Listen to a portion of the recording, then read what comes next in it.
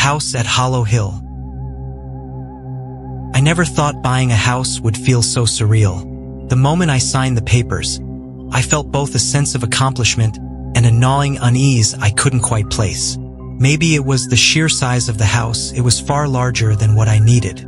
Or maybe it was how cheap it was, considering its pristine condition. The realtor had been vague when I asked about its history.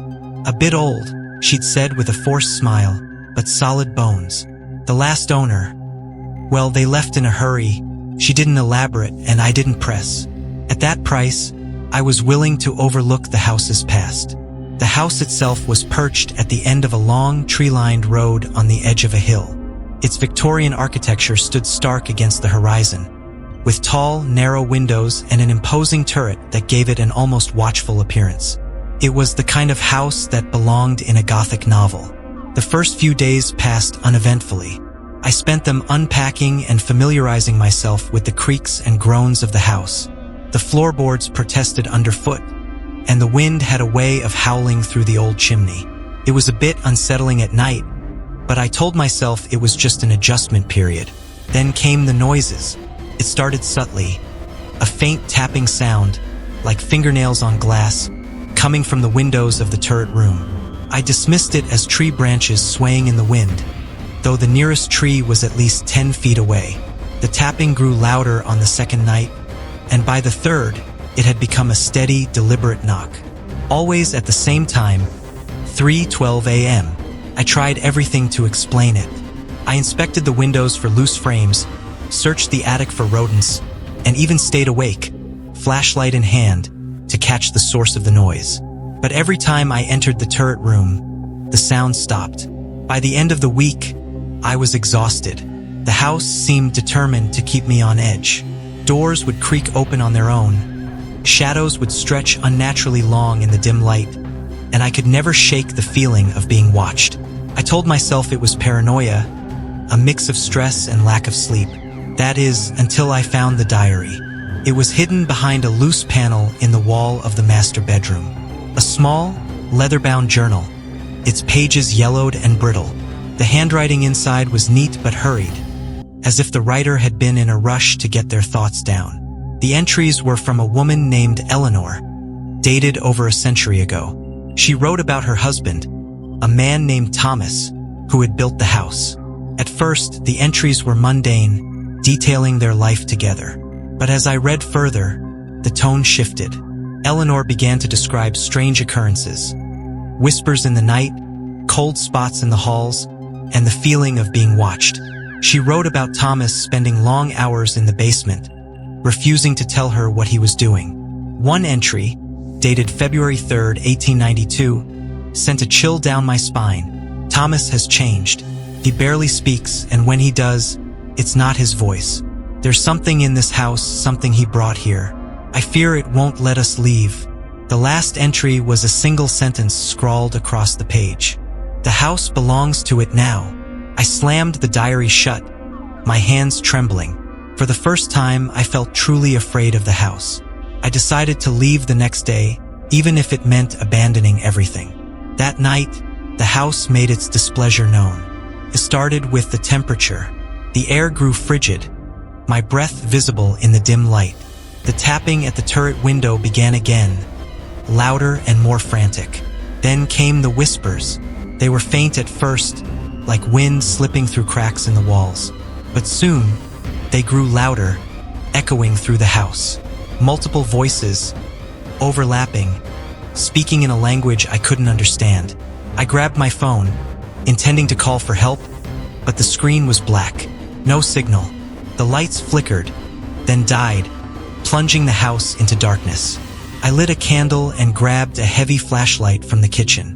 The whispers followed me as I moved through the house, growing more insistent. I could feel them pressing against me, surrounding me, though nothing was there. As I passed the basement door, it creaked open. The air that wafted up was cold and damp, carrying the faint smell of earth and decay. I wanted to run, but something compelled me to look. The flashlight beam wavered as I descended the stairs, every step feeling like a mistake. The basement was unfinished, with dirt floors and crumbling stone walls. In the center of the room was a circle of candles, their flames flickering even though there was no breeze. Inside the circle was a box, a small, ornate chest covered in strange symbols. The whispers grew louder, filling the room. My flashlight flickered and died, leaving only the eerie glow of the candles. Against my better judgment, I stepped closer. The moment I crossed into the circle, the air shifted. It was heavier, oppressive, like being underwater. I reached for the box, and as my fingers brushed its surface, the whispers stopped. Silence. For a moment, I thought it was over, but then the shadows moved. They spilled from the corners of the room, coalescing into a shape. A tall, twisted figure with hollow eyes and impossibly long limbs. It loomed over me, its presence filling the room with dread. "Leave," it rasped, its voice like gravel scraping against metal. "This is my house." I didn't need to be told twice. I bolted up the stairs, slamming the door behind me. The house seemed to groan in protest, its walls shuddering. I didn't stop running until I was outside, the cold night air biting at my skin. I turned back once, just in time to see the turret window. The figure was there, watching me, its hollow eyes glowing faintly in the darkness. I never went back. The house remains on Hollow Hill, its windows dark and empty. But sometimes, late at night, I think I hear the whispers. The whispering walls. Moving into a new house was supposed to be a fresh start. After years of living in cramped apartments, I finally saved enough to buy my own place. It wasn't anything fancy, just a modest 2-story house in a quiet neighborhood. But it was mine. The previous owners had moved out in a hurry, leaving behind furniture and knickknacks, but I didn't mind. I was too excited about having a space to call my own. The first day was exhausting. Boxes cluttered every corner, and my arms ached from lugging furniture up the stairs. By the time night fell, I decided to leave the unpacking for later. I set up my bed, grabbed a quick dinner, and collapsed under the covers. That's when I heard it. A faint scratching sound, like fingernails on wood, coming from somewhere in the house. I froze, straining to listen. At first, I thought it might be an animal, maybe a squirrel in the attic. But the sound was too deliberate, too rhythmic. Scratch, scratch, pause. I told myself it was nothing and rolled over, pulling the blanket tighter around me. But just as I started to drift off, I heard it again, louder this time. It was coming from the walls. I sat up, my heart pounding. "Hello," I called out, my voice trembling. Silence. I grabbed my phone and turned on the flashlight, scanning the room. The walls were bare, the hardwood floor empty except for my unpacked boxes. The sound had stopped, but I couldn't shake the feeling that I wasn't alone. Eventually, exhaustion got the better of me, and I fell into a restless sleep. The next morning, I told myself I was just overtired. Moving was stressful, and my mind was probably playing tricks on me. I spent the day unpacking, trying to make the house feel like home.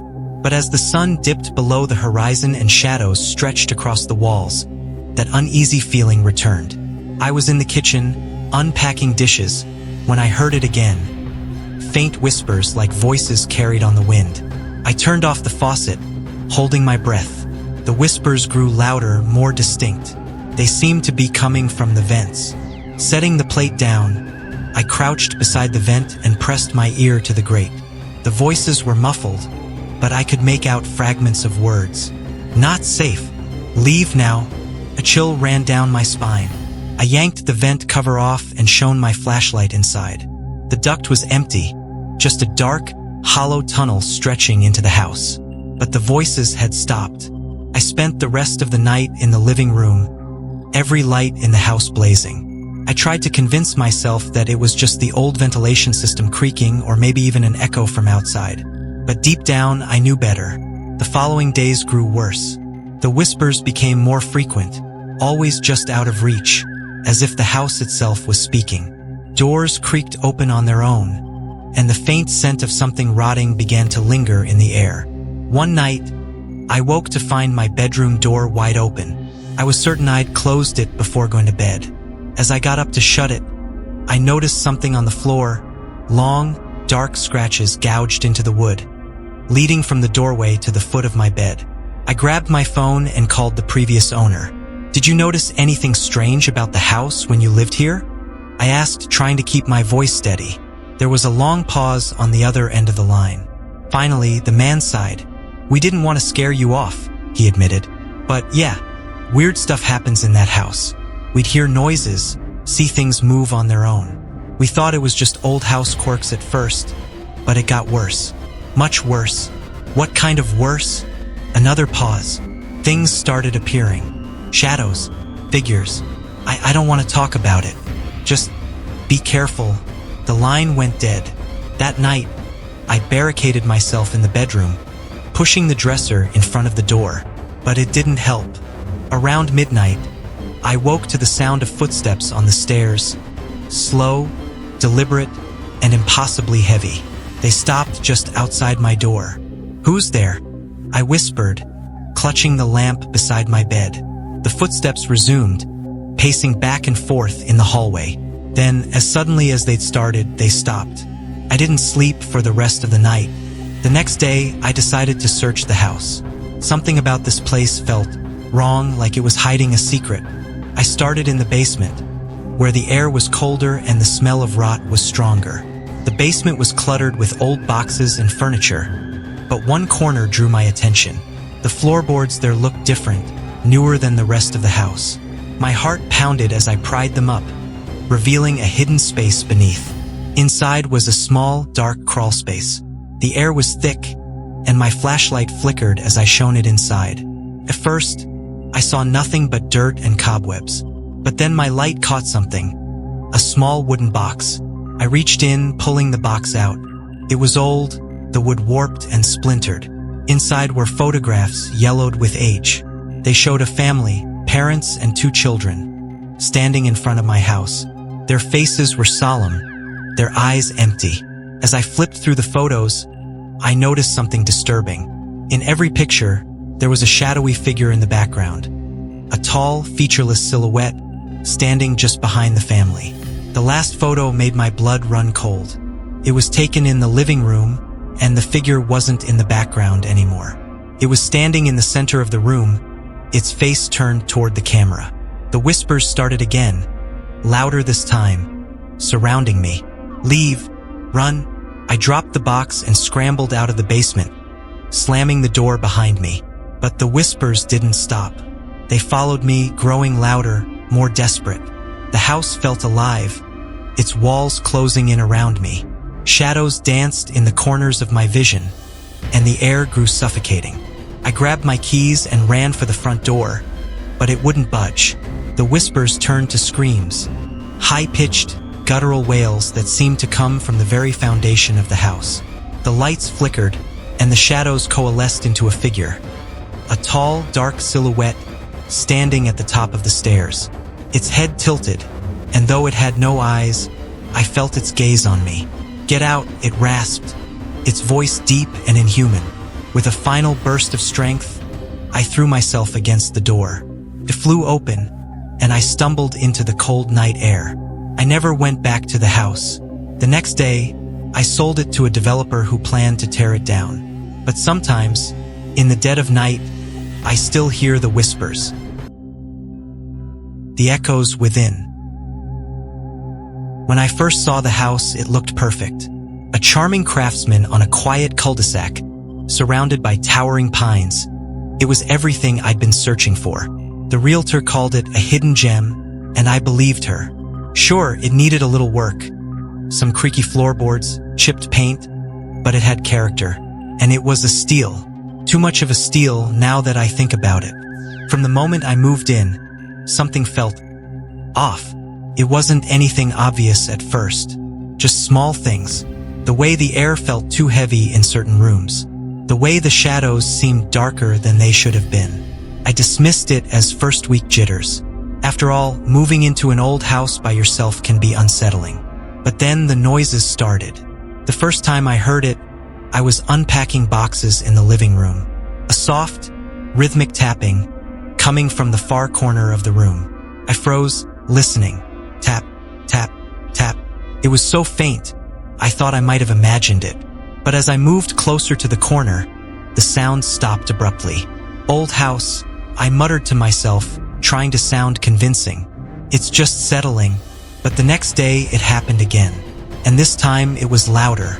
I was in the kitchen washing dishes when I heard the tapping again, this time from the ceiling. It was almost playful, like someone drumming their fingers. I stared up at the ceiling, the soapy plate slipping from my hands into the sink. "Hello," I called out, half laughing at how ridiculous I sounded. The tapping stopped. Over the next few days, the noises escalated. What started as soft taps grew into louder knocks, always in places where no one should have been. The attic, the basement, even inside the walls. I tried to ignore it, chalking it up to the quirks of an old house. But at night, it was impossible to ignore. I'd wake up at 3 a.m. on the dot, heart racing, to the sound of footsteps pacing back and forth outside my bedroom door. Slow, deliberate steps. Each night, I'd gather the courage to check, but every time I opened the door, the hallway was empty. By the end of the first week, I was running on fumes. Sleep was impossible, and I was beginning to feel like a stranger in my own home. One night, after another sleepless stretch, I decided to do something about it. I grabbed a flashlight and a heavy wrench and made my way to the basement. If there were rats or squirrels or some other animal causing the noise, I was going to find it. The basement was cold, far colder than the rest of the house.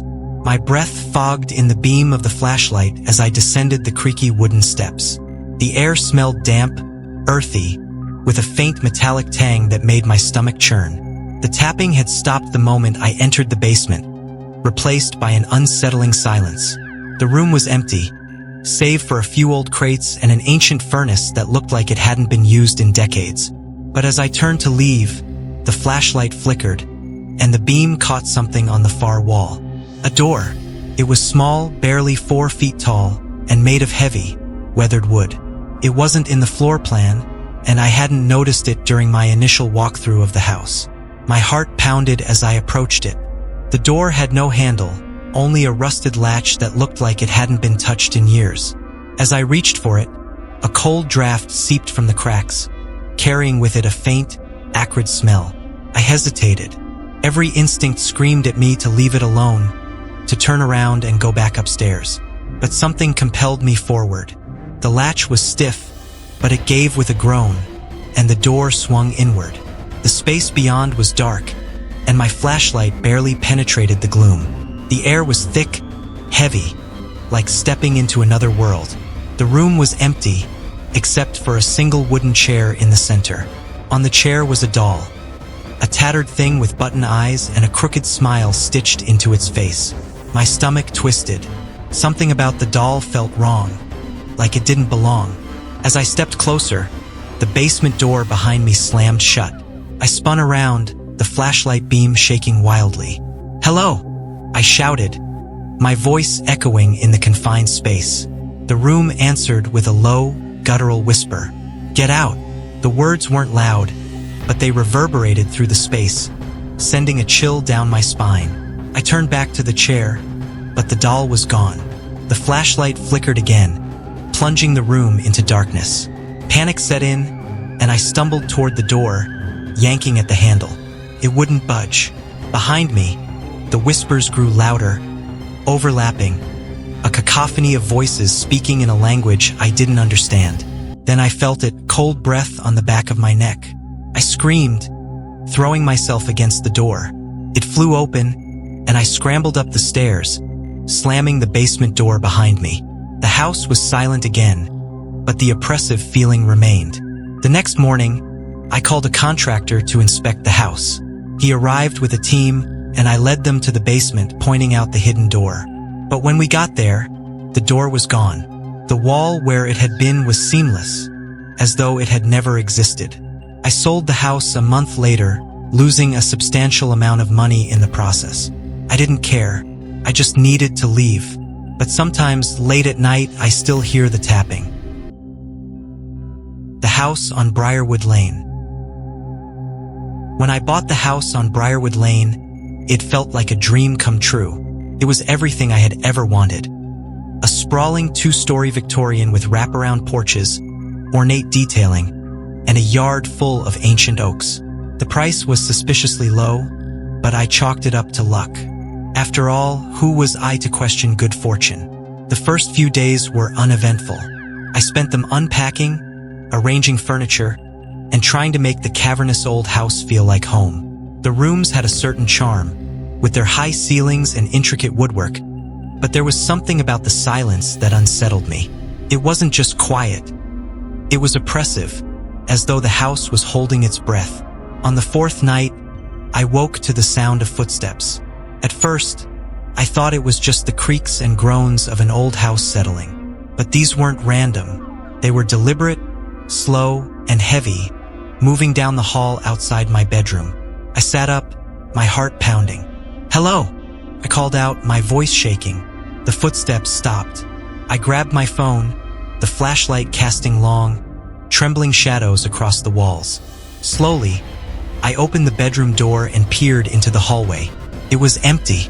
Just the house, I muttered, trying to convince myself. Just the house. But the next night, it happened again. And the night after that.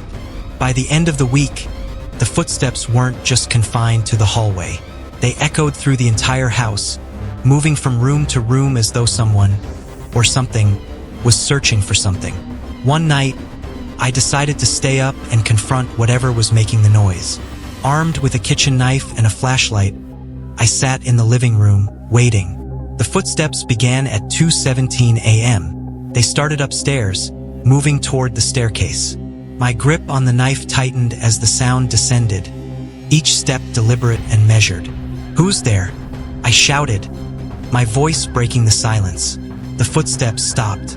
I stood frozen, my breath coming in short, shallow gasps. Then, from behind me, I heard a whisper. "Why are you here?" I spun around, the flashlight beam cutting through the darkness. The room was empty. The whisper came again, this time from the other side of the room. "You shouldn't have come." That was the first time I saw it. A shadow, darker than the surrounding night, standing in the corner. It had no face, no features, just an outline that shouldn't have been there. I ran. I spent the next day researching the house. I found an article buried in the archives of the local library's website. The house had belonged to the Holloway family decades ago. They were wealthy, prominent, and by all accounts, happy. But in 1974, something changed. The family disappeared without a trace. Neighbors reported hearing strange noises in the weeks leading up to their disappearance. Footsteps, whispers, and a child's laughter echoing through the halls. The police found no signs of foul play, and the house sat empty for years before being sold. The next owners didn't stay long, nor did the ones after them. The article ended with a chilling sentence. To this day, no one knows what happened to the Holloways, or why the house on Briarwood Lane remains unlivable. I should have left then and there, but I didn't. Something about the house felt personal. Like it wasn't just haunted, it was waiting for me. That night, the whispers began again. This time, they didn't stop. They grew louder, overlapping until it was a cacophony of voices. Some angry, some pleading, some laughing. I covered my ears, but the sound seeped into my skull. The lights flickered and died, plunging the house into darkness. The air grew heavy, suffocating, as though the house itself was alive and pressing down on me. And then I saw them, figures, pale and translucent, standing in the doorway. A woman with hollow eyes, a man with a twisted grin, and a little girl clutching a doll with one arm missing. They stared at me, unmoving, their expressions unreadable. "Leave," the woman said, her voice layered with 100 others. "I don't understand," I stammered. The little girl stepped forward, her bare feet leaving no sound on the floor. "You can't stay. It won't let you." "What won't let me?" I asked, my voice barely above a whisper. As if in response, the house groaned, the walls trembling. The figures faded, and the shadows began to move. They spilled from the corners, the ceiling, the floor, coalescing into a shape. A tall, featureless form with limbs too long and a head that scraped the ceiling. "Mine," it growled, its voice reverberating through the house. I ran. I grabbed my car keys and bolted out the door, not stopping until I was miles away. I slept in my car that night, too terrified to go back. The next day, I returned with movers to pack my belongings. The house was quiet, eerily so, as though it was waiting. We worked quickly, the movers casting uneasy glances at the creaking walls and dimly lit rooms. As we loaded the last box into the truck, one of them turned to me. "This place," he said, shaking his head. "It's wrong. You feel it, don't you?" I nodded, unable to speak. I never set foot in the house again. I sold it to a faceless corporation that promised to tear it down. But sometimes, late at night, I dream of the house on Briarwood Lane.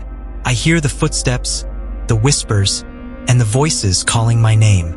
And I wonder if the house is truly gone, or if it's waiting for me to come back.